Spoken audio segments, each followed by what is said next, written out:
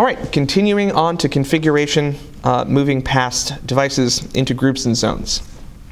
Now, I know that we covered most of the group and zone topic during yesterday's session, but I want to take the moment to look at a couple of specific configurations on zones that you may want to look at depending on your venue's configuration. So what I want to talk about is specifically the configuration of zones and groups related to video wall deployments. So Cisco Vision has the ability to improve the synchronization of video walls using PTP timing.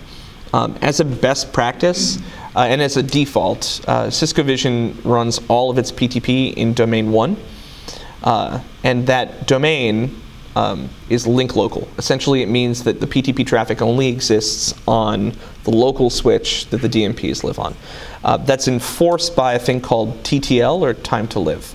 A value of 1 basically says that a packet that's sent out can only make it to other devices locally on the same switch.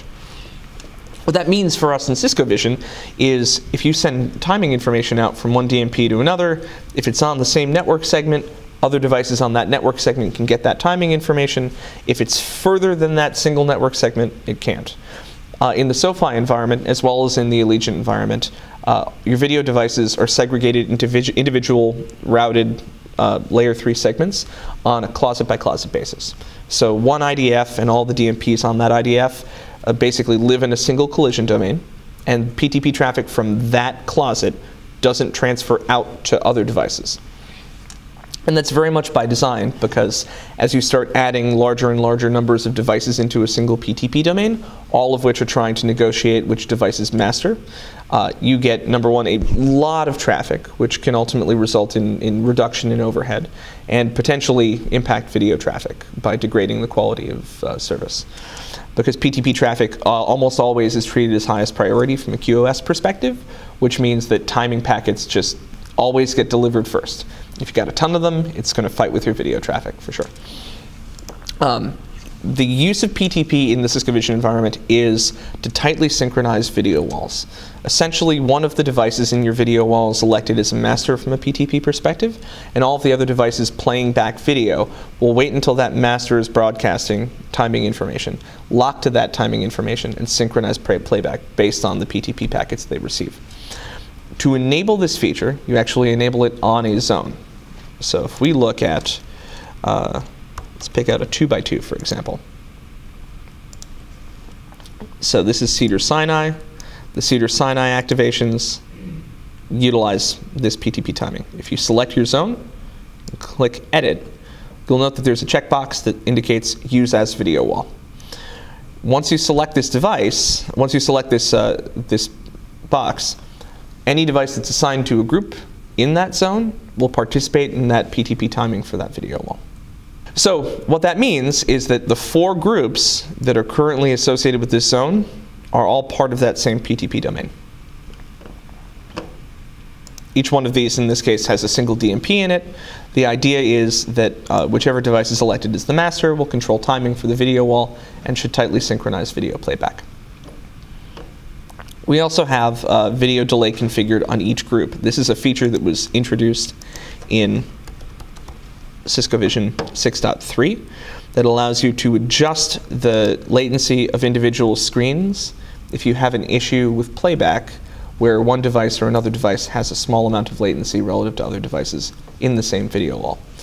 You can introduce an additional bit of delay in the non-delayed devices to improve the playback and timing. So it's a manufactured delay. So it's a manufactured delay. Yes, correct. Absolutely.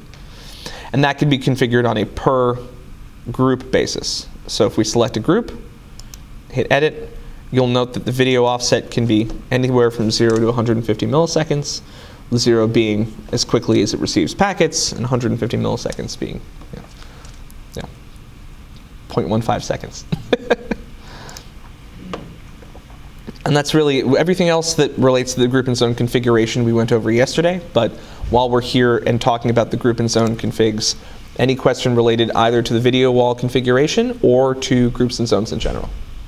Can we briefly touch on the TCP issues with the cores and how you resolve those? The issue is really specific to the way that that program was set up. Basically, remember the thing that we talked about before, which is that every closet has its own individual PTP domain? Your audio sources are on a completely different IDF. They live in the, your MER, right? What's happening is you can't use PTP synchronization between two separate closets without bridging those PTP domains, which requires additional routing on the network side to make function. And expanding that out to include, let's say, the entire facility puts you at risk for other video delivery quality degradation. So the issue becomes using PTP to synchronize between devices on two separate closets is untenable because it breaks the network best practices.